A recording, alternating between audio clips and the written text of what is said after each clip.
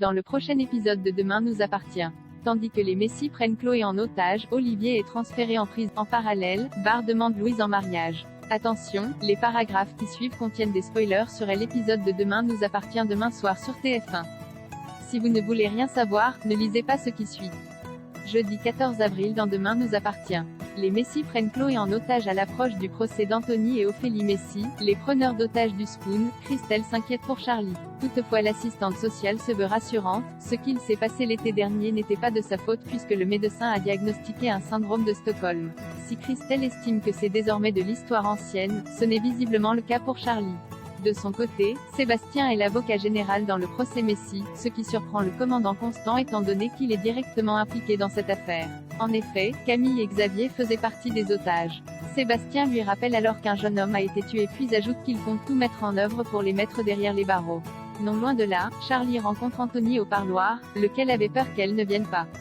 En effet, il l'a trouvée distante lors de sa dernière visite 2 mois plus tôt. Charlie garantit alors qu'elle ne s'éloigne pas de lui puis précise qu'elle avait des choses à gérer ces derniers temps. Rassuré, Anthony confie combien ses visites lui font du bien. D'ailleurs, il n'arrête pas de se dire que s'il n'avait pas été complètement obsédé par les plans de sa sœur, les choses auraient pu être différentes entre eux. Malheureusement, il ne peut pas revenir en arrière. Après s'être assuré qu'elle n'a dit à personne qu'ils étaient restés en contact, Anthony cherche à savoir ce qu'elle compte raconter à la barre car il sait qu'il s'est montré blessant à son égard au moment de son arrestation. Cependant, Charlie ne lui en tient pas rigueur et a bien compris qu'il avait fait cela uniquement pour la blanchir. Pendant ce temps, Raphaël explique à Chloé qu'il est important qu'elle fasse entendre sa voix pour permettre d'établir la vérité lors du procès. Néanmoins, la mère des familles craint que l'avocat de la défense minimise ce que les Messi lui ont fait.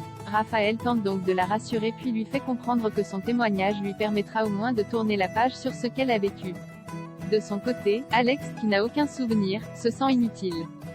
S'il pourra accompagner sa femme au tribunal, il ne pourra pas en revanche être à ses côtés dans le bureau. Plus tard, François retrouve Charlie à la sortie des cours. À l'approche du procès, le professeur de français s'inquiète pour elle et essaie de se montrer prévenant. Malheureusement, la fille Molina se braque et l'envoie balader. Agacé, François lui fait remarquer qu'elle n'est pas obligée de l'envoyer bouler non. Charlie lui présente alors ses excuses et accepte d'aller prendre un café avec lui. À quelques encablures, Anthony et Ophélie sont transférés au palais de justice. Sur place, la jeune femme fait croire aux policiers qui l'accompagnent qu'elle ne se sent pas bien pour s'asseoir sur le banc des accusés et récupérer l'arme à feu scotchée sous le siège. L'instant qui suit, elle la pointe sur le policier et le somme de lui retirer les menottes ainsi que celles de son frère. En parallèle, Chloé, Alex et Raphaël sortent du bureau du juge et tombent sur Ophélie et Anthony armés. Immédiatement, Ophélie se dirige avec fureur et détermination sur Alex qu'elle frappe violemment au visage puis prend Chloé en otage. Ophélie, Chloé et Anthony quittent ensuite le tribunal et montent dans une voiture. Au même moment, Karim arrive et essaie de les arrêter. Malheureusement, les Messi prennent donc la fuite avec Chloé sous le regard impuissant de Karim et Alex. Olivier est transféré en prison non-assistance à personne en danger, recel de cadavres, incendie ayant provoqué des blessures invalidantes, agression, kidnapping et tentative de meurtre sur la personne de Gabriel Guéot, coups et blessures volontaires sur Chloé Delcourt et assassinat d'Alizé Melville. Voilà la longue liste des chefs d'accusation à l'encontre d'Olivier. Face au procureur Perrault, le professeur de mathématiques indique qu'il n'avait pas le choix et qu'il a fait tout cela uniquement pour protéger sa fille. Avant d'être transféré en prison, Olivier supplie Sarah et Karim de les laisser voir sa fille mais ils lui font comprendre que ce n'est pas possible. Olivier monte alors dans le camion sans savoir que Garance est toujours dans le coma. Pendant ce temps, Chloé a réuni toute l'équipe pédagogique pour annoncer qu'Olivier a été arrêté par la police. Vu la gravité des événements, il sera remplacé d'ici une semaine. Malgré tout, il va falloir continuer d'assurer les cours et faire en sorte que la vie au sein du lycée se déroule le plus naturellement possible. De son côté, Nord attend Karim à la sortie du commissariat. Ce dernier lui apprend qu'Olivier a bien reconnu les faits mais que c'est bien Garance qui a tué Romain Melville. Bien que la jeune femme risque la prison ferme, Karim se dit certain que le juge lui accordera des circonstances atténuantes. Barr demande Louise en mariage. Barr est stressé. Tandis qu'il vient d'acheter une bague de fiançailles pour Louise, il craint que faire sa demande en mariage lors d'une fête surprise soit une erreur. Chloé l'assure alors du contraire et trouve même l'idée romantique. Faire une demande devant tous ses proches est un moyen de prouver à Louise qu'elle fait déjà partie intégrante de sa vie. Plus tard, Barr fait part de son projet à Vanessa.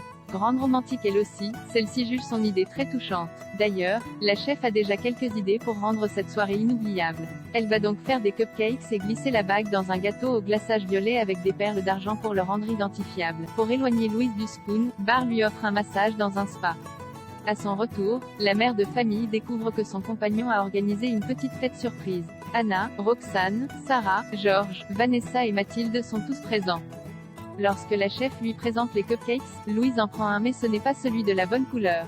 Barr lui donne alors le gâteau contenant la bague mais Louise finit par le laisser traîner sur une table. Lorsque George s'apprête à la manger, Barr le lui arrache violemment des mains avant qu'il ne soit trop tard.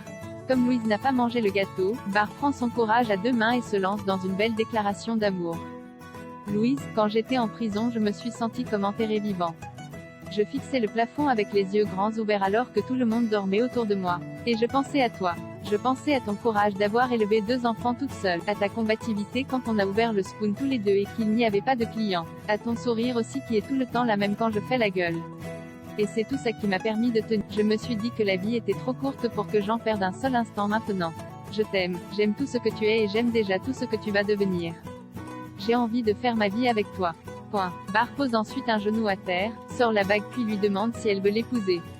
Sans hésiter, Louise s'empresse d'accepter non sans émotion. Le couple s'embrasse alors sous les applaudissements de leurs proches.